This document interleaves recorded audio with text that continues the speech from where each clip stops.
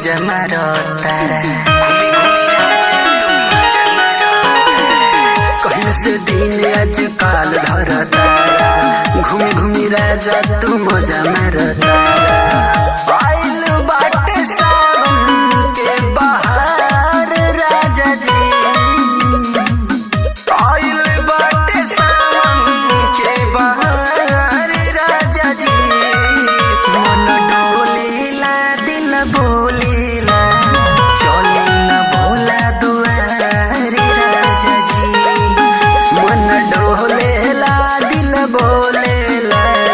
चले न भोला दुआरे राजा जी।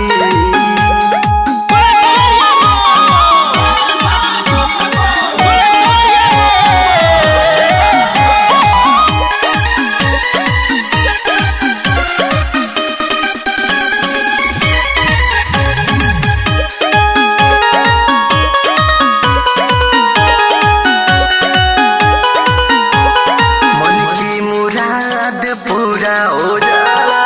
मन से जे मन में मानेला ये कहू काम अधूरा न छूटे श्रद्धा से जे ठानेला मन की मुराद पूरा हो जाला मन से जे मन में मानेला ये कहू काम अधूरा न छूटे श्रद्धा से जे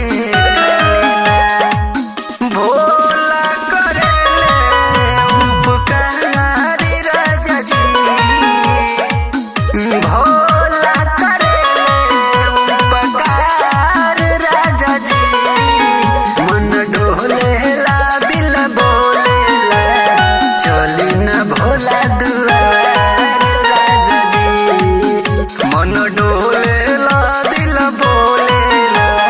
चले न भोला दुआर राजा जी।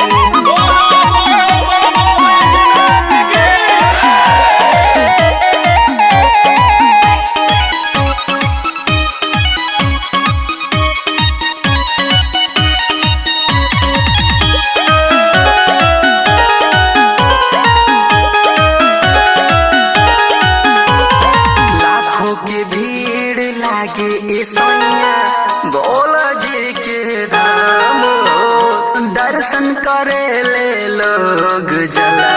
चढ़ेला सुबह शाम लाखों के भीड़ लागेला सैया भोला जी के धाम हो दर्शन करे ले लोग जला चढ़ेला सुबह हरि शंकर अंकित करी गोहार राजा जी हरि शंकर अंकित करी गोहार राजा जी मन डोलेला दिल बोलेला चले न भोला दुआर राजा जी मन डोलेला